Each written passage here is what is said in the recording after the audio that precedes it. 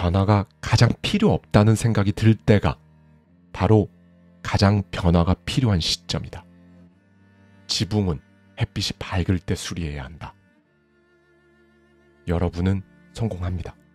여러분이 그걸 원했기 때문이죠. 안녕하세요. 하와이 대저택입니다. 네, 여러분.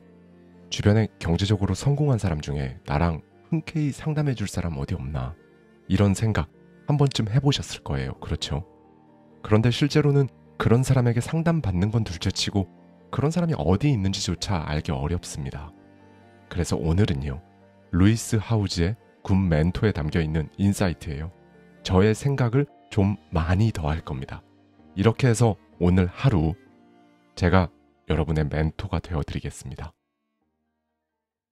당신을 무너뜨리는 보이지 않는 음모. 여러분, 혹시 조금 좌절하고 있나요? 괜찮습니다. 실망스럽고 힘든 나머지 도움이 필요한 상황은 새삼스러운 것도 아니니까요. 다시 정상 궤도에 오를 수 있는 비결이 하나 있습니다. 바로 지나치게 신경 쓰지 않는 것입니다. 좌절하면 모든 게 실제보다 더 심각해 보이지요. 여러분의 상황이 나아지도록 마술 지팡이라도 휘둘러 줄 수 있으면 좋으련만. 하지만 그런다면 여러분은 지금 겪는 여정에 감사하지 않겠지요. 우선 인생에서 여러분이 원하는 것을 이루지 못하게 방해하는 거대한 음모는 없다는 사실을 받아들여야 합니다. 누구는 장점이 많아서 성공하고 누구는 단점이 많아서 실패하게 하는 조작은 없습니다. 따라서 여러분이 불행하도록 누가 사주하는 것도 아닙니다. 현재 맞닥뜨린 문제는 여러분을 망가뜨리려는 것이 아니에요. 여러분이 가야 하는 제대로 된 길로 경로를 다시 결정하는 과정인 것이죠. 그러니 나한테 이런 일이 왜 일어났을까? 스스로에게 물으십시오. 단 나한테가 아니라 나를 위해로 여러분에게 일어나는 일을 바라보는 생각의 관점을 바꿨을 때 훨씬 빠른 변화가 생길 수 있습니다. 안 좋은 일이 한꺼번에 일어나는 이유. 상황이 힘들면 긍정적으로 생각하기가 어렵습니다. 지금 여러분에게 모든 일이 한꺼번에 일어나고 있는 것 같을 거예요. 그런데 사실은 안 좋은 일이 한꺼번에 일어나는 것이 아닙니다. 첫 번째 벌어진 일은 지금 현재의 여러분이 보기에 안 좋은 일로 느껴질 수 있습니다. 제가 지금 현재의 여러분이라고 강조한 이유는 미래의 여러분에게는 그 일이 최고의 기회이자 전환점이 될 가능성이 매우 높기에 그렇게 말씀드렸지요. 여하튼 첫 번째 그 상황을 겪으며 여러분에게는 스스로도 모르게 부정의 필터가 씌워집니다. 마치 스스로도 모르게 색안경을 쓴 것처럼 말이지요. 그리고 이제 두 번째 일을 마주합니다. 평소라면 안 좋은 일이다라고 생각하지 않았을 정도의 일을 마주한 것이지요. 그런데 이미 부정의 필터를 쓰고 있는 여러분에게는 숨 쉴 틈도 없이 연달아 일어난 안 좋은 일로 생각되는 것입니다. 그런 생각이 증폭되면서 감정을 담당하는 여러분의 편도체는 여러분의 이성을 납치합니다. 의학 용어로 아믹달라 하이잭이라고 부르는 이 편도체 납치 현상은 쉽게 말해 여러분을 이성적인 사람으로서 생각하고 대응할 수가 없는 상태로 만드는 것입니다. 우리가 흔히 좀 이성적으로 생각해. 너 지금 이성을 잃었어. 라고 말하는 상황이죠. 그런 상태에 놓인 여러분이 어떤 일을 하거나 무언가에 집중해야 한다면 제대로 할 수 있을까요? 온 신경이 연달아 일어나버린 안 좋은 그 일에 가 있어서 정작 지금 하고 있는 일들은 실수를 하고 서두르는 바람에 결국 잘못된 판단을 하게 되는 것입니다. 그렇게 여러분에게는 무려 세 번째 안 좋은 일이 연달아 일어나게 되는 것이지요. 그러면 이제 여러분은 모든 안 좋은 일이 한꺼번에 몰려오고 있다라고 완전히 믿어버립니다. 그리고 보통 사람들은 그런 상황에서 겁에 질린 나머지 포기를 합니다. 포기를 하고 나면 좌절감이 밀려오지요. 그러면 이제 세상 모든 것이 잿빛으로 보일 겁니다. 지금까지 제가 안 좋은 일이 한꺼번에 몰려오는 이유에 대해 말씀드렸습니다. 여기서 꼭 드릴 말씀이 있어요. 일어나는 모든 일을 여러분이 통제할 수는 없습니다. 그런데 그 일이 일어난 후 바로 그 다음으로 할 행동은 여러분이 통제할 수 있습니다. 성공한 사람들을 관찰해보고 얻은 결론이 있습니다. 그들은 자신만이 지닌 독특한 재주를 파악하고 그 상황을 디딤돌로 삼았을 때 성공을 이루고 행복해졌다는 것입니다. 거창함의 필터를 벗어라. 자신만의 독특한 재주, 즉 재능을 찾아야 한다고 말하면 대부분 거창한 재능을 생각합니다. 피아노 콩쿨 1등, 노벨상, 유니콘 기업 창업 같은 것들만 재능이라고 생각하니까 모두가 나머지 99%의 자기 재능을 못 보는 것이지요. 바로 이 거창함의 필터가 문제입니다. 사실 사람들이 살아가는 모습을 잘 보면 저건 저 사람밖에 못한다 싶은 디테일한 재능들이 엄청나게 많은데 말이죠. 제가 예시를 한번 들어보겠습니다. 이 중에 여러분에게 해당하는 재능이 분명히 있을 것입니다. 그리고 무엇보다 이런 식으로 보면 여러분 스스로 한계가 아니라 굉장히 많은 재능을 지니고 있는 사람이라고 느끼게 될 겁니다. 누군가의 이야기를 끝까지 끊지 않고 들어주는 능력. 두 분은 이런 공통점이 있더라고요. 하며 어색한 사람 둘을 자연스럽게 이어주는 능력. 상대가 힘들어 보일 때 적당한 타이밍에 기분을 전환시켜줄 농담 한마디 할 수 있는 센스. 눈에 잘 안 보이는 먼지 혹은 정리 안 된 걸 보면 못 참는 정리 감각. 대단한 요리는 아닌데 이상하게 먹으면 행복해지게 만드는 요리 감각. 즉 평범한 식재료를 가지고 먹고 싶게 만드는 능력. 기억력 대신 사람력으로 기억하는 능력. 즉 언제 누구랑 무엇에 대해 얘기했는지 다 기억하는 사람. 상대가 쓴 글이나 말 중에 그 사람이 진짜 하고 싶은 말을 뽑아내는 능력. 새로운 공간에 들어가면 동선과 가구 배치가 먼저 보이는 능력. 사진 찍을 때 사람을 편하게 만들어서 정말 그 사람답게 찍는 능력. 어린아이를 5분 안에 웃게 만드는 능력. 분위기가 싸해졌을 때 티나지 않게 다른 얘기로 노선을 바꾸는 능력. 뭘 사야 할지 모르겠다는 사람에게 용도만 듣고 물건을 바로 추천해주는 생활 큐레이터 타입의 능력. 길게 말하는 사람의 말을 모두 듣고 그걸 핵심 3줄로 요약하는 능력. 상대 라이프 스타일을 기억했다가 기가 막히게 맞추는 사람, 즉 선물 잘 고르는 능력. 이 영상 뜨겠다. 이 글은 진심이다. 이런 감각, 즉 좋은 콘텐츠를 선별할 수 있는 능력. 그냥 옆에 있어주는 것이 어떤 의미인지 아는 사람, 즉 슬픈 사람에게 조언 말고 여백을 주는 능력. 새로운 걸 배울 때 두려워하지 않고 먼저 해보는 능력. 그로 인해 망설이던 주변 사람들에게 용기를 주는 사람. 같은 말이라도 부드럽게 바꿔서 전달하는 능력. 오늘 장보러 갔다 온 것도 재미있는 이야기로 만드는 사람, 즉 사소한 것도 재미있는 이야기로 구성하는 능력. 타인의 성향에 따라 말투와 속도를 맞춰주는 능력. 네, 여러분. 지금 제가 말씀드린 이런 예시들, 제가 한번 생각해보고 적어본 것들인데요. 보통은 이런 것들을 그건 그냥 하는 건데 하고 넘기기 마련이지요. 그런데 그건 그냥 하는 거, 그게 바로 디테일한 고유 재능입니다. 잘 들어주세요, 여러분. 재능이라는 것의 핵심은 희소성이 아닙니다. 바로 그 사람한테는 그게 자연스럽다는 데 있는 겁니다. 살구잼을 만드는 손맛, 공감해주는 귀, 사람을 안심시키는 말투, 이런 것들이 사실 개개인의 장르인 것이지요. 제가 여러분들께 항상 사람은 모두 천재다 라고 했던 말의 의미가 바로 이것이었습니다. 사람들은 대부분 성공하기 바로 직전에 그만둔다. 대부분의 사람은 목표가 무리하거나 비현실적이어서 포기하는 것이 아닙니다. 인내심이 부족해서 포기하지요. 익숙한 곳으로 물러서고 대부분 성공을 거두기 직전에 도망칩니다. 그런데 여러분, 인생을 바꾸기로 결단했다면 갑작스러운 변화를 감당하지 못할 것 같더라도 계속 가야 합니다. 목표를 향해 움직일 때 드는 두려움엔 강한 힘이 있습니다. 사실 너무 강력해서 여러분을 무력하게 만들 수도 있지요. 하지만 상황이 아무리 절망적으로 보여도 계속 밀어붙여야 합니다. 왜일까요? 좋아 보이는 것들은 생각보다 그렇게까지 좋지는 않습니다. 마찬가지로 안 좋아 보이는 것들도 생각보다 그렇게까지 나쁘지는 않기 때문입니다. 중간에 포기하고 나서 합리화하고 불평하며 다른 사람을 비난하면서 소모한 에너지로는 변화를 일으키지 못합니다. 상황을 과감하게 돌파할 때 필요한 에너지를 낭비할 뿐이지요. 그리고 평범한 사람이라면 분명히 쉬운 길을 택하고 싶은 충동을 느낄 겁니다. 하지만 쉬운 길을 조심하세요. 대부분의 지름길은 가장 오래 걸리는 길입니다. 기억을 더듬어 보세요.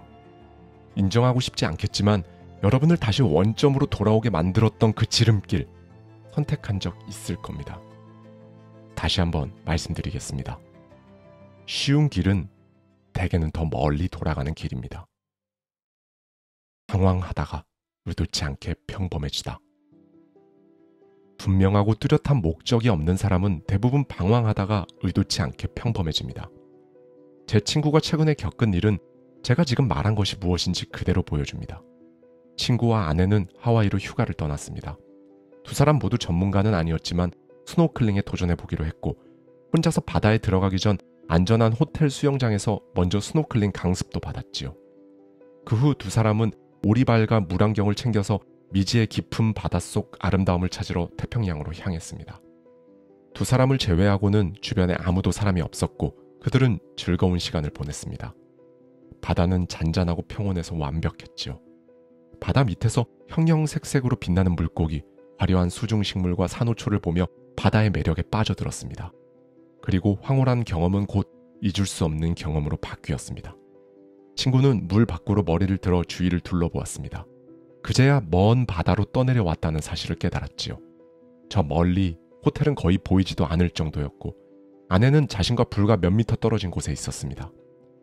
친구가 아내를 불렀을 때 아내도 금세 위험한 상황에 부닥친 사실을 눈치챘습니다. 어느새 즐거운 스노클링은 끝나버렸고 두 사람은 죽을 힘을 다해 해변을 향해 헤엄치기 시작했습니다. 오랜 시간이 지나서야 발이 땅에 닿았고 해변으로 걸어갈 수 있을 정도로 얕은 물에 도착할 수 있었지요. 안전하게 해변으로 도착하고 나서야 두 사람은 완전히 지쳐서 모래사장에 쓰러졌습니다. 마찬가지로 살면서 직업적으로나 개인적으로 표류하는 일은 흔히 일어납니다. 사실 사람은 종종 방황합니다. 그런데 유감스럽게도 표류하다가 자신이 선택한 목적지에 도달하는 사람은 거의 없습니다. 모르는 사이 떠내려 가다가 결국 그제서야 죽을 힘을 다해 헤엄치려고 노력하지요. 방황하며 살 수도 있겠지만 목적의식을 갖고 일하며 사는 삶을 선택할 수도 있습니다. 확실하게 정한 목적이 있으면 방황하더라도 방향을 잡을 수 있습니다. 그렇다면 도대체 목적을 정하고 그걸 추구하며 사는 방법은 무엇일까요? 그걸 알 수 있는 아주 좋은 방법이 있습니다. 5년 후 내가 원하는 모습, 10년 후 내가 원하는 내 모습을 적어보십시오. 만약 5년 전인 2020년과 지금 2025년의 여러분 상황이 여러모로 크게 달라지지 않았다면 여러분은 지난 5년간 바닷속 풍경을 구경하며 표류했던 것입니다. 5년 후, 10년 후 원하는 자신의 모습을 적었다면 이제 스스로에게 물어보십시오.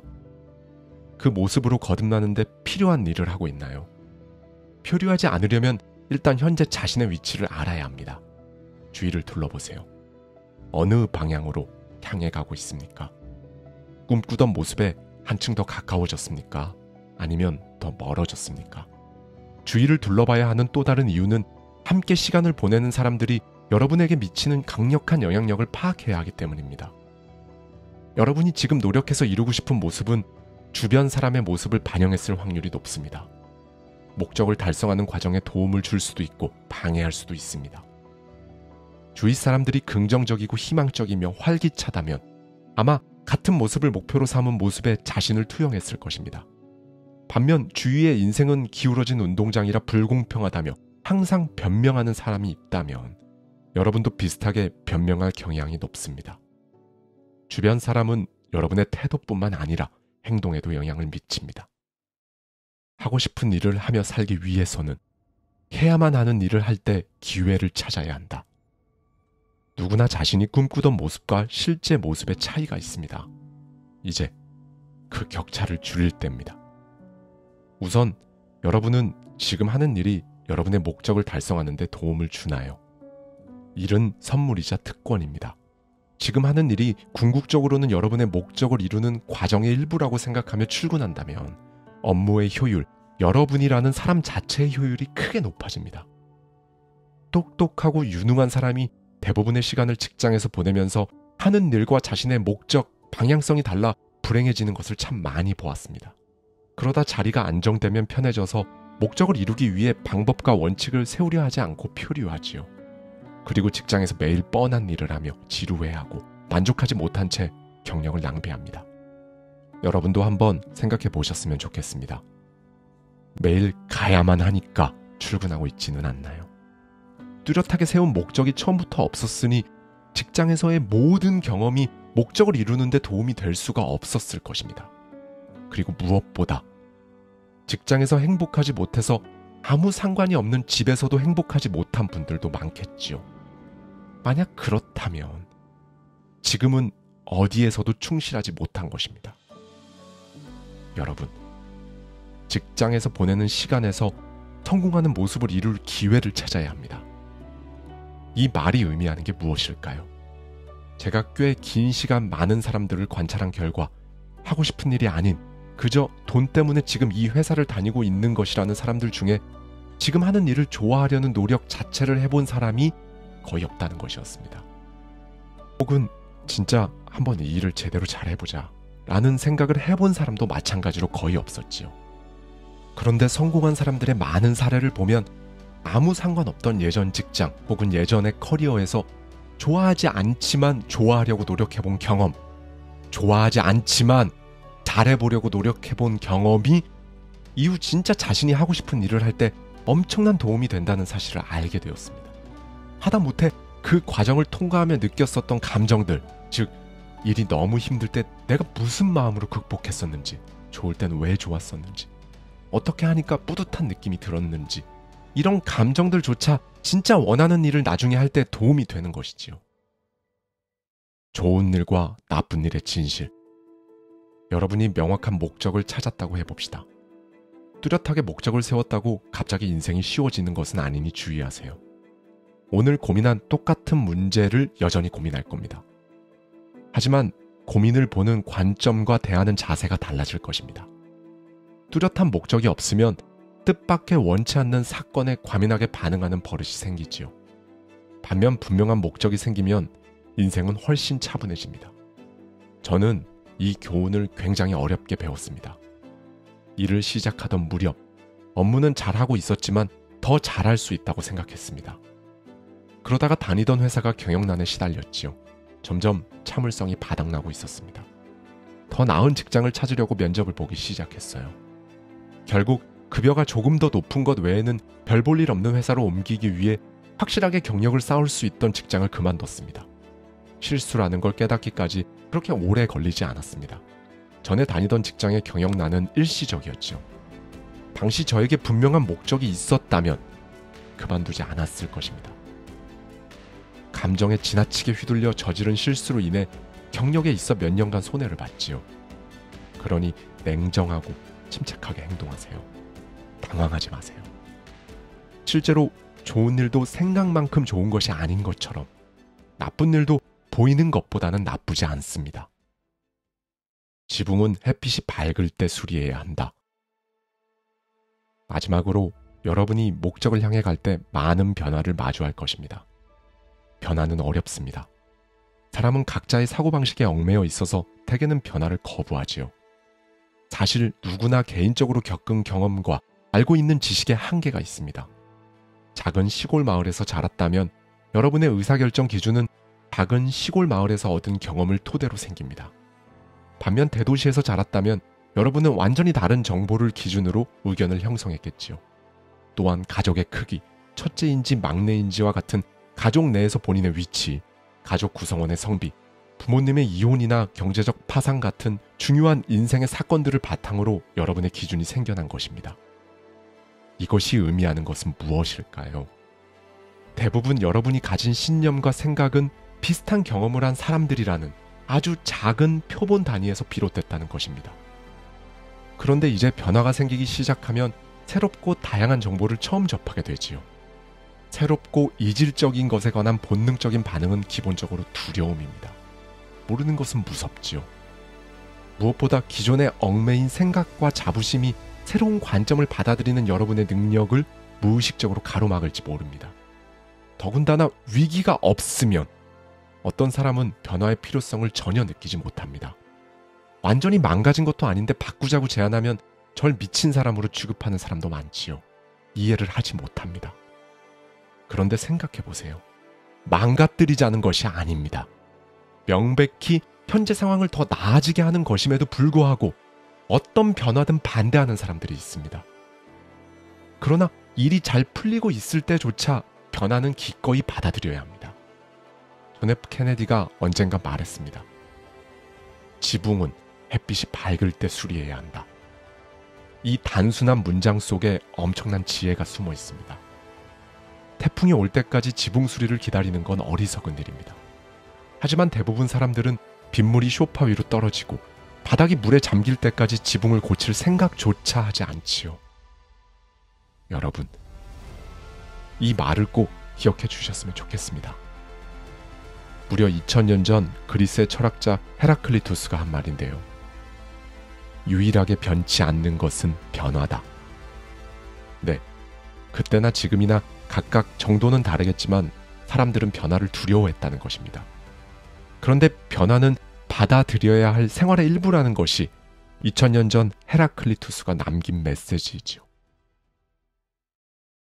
변화가 가장 필요 없다는 생각이 들 때가 바로 가장 변화가 필요한 시점이다. 네, 여러분. 변화가 필요하다는 것을 깨달으려면 상당한 용기가 필요합니다. 저는 고집을 부리며 변화를 거부하다가 가진 것을 모두 잃는 사람을 많이 봤습니다. 편안함에 빠져 변화를 꺼리면 위험이 따릅니다. 편해지면 자기만족에 빠지고 안일함은 성공을 방해하는 최악의 적, 즉 실패보다 훨씬 부정적인 근원입니다. 차라리 실패하면 다른 방향으로 시도해서 성공에 이를 수 있습니다. 그러나 적당한 자기만족은 편하고 현재 상태에 만족하게 해버리니 성공을 방해하지요. 오히려 여러분의 상황이 나아졌을 때 계속 향상할 방법을 찾아야 합니다. 상황이 좋을 때가 긍정적인 변화를 일으킬 수 있는 가장 좋은 시기니까요. 변화가 가장 필요 없다는 생각이 들 때, 그때가 가장 변화가 필요한 시기라는 게 변화가 지닌 역설입니다. 당황한 상태가 아니므로 더 제대로 볼 수 있고 스트레스도 덜 받을 수 있습니다. 여러분의 삶에서 변화를 일으킬 가장 적절한 시기는 언제일까요? 바로 모든 것이 그럭저럭 괜찮아 보일 때입니다. 햇빛이 날 때 지붕을 고쳐야 한다는 것, 다시 한번 꼭 기억해 주셨으면 좋겠습니다. 감사합니다. 지금까지 하와이 대저택이었습니다.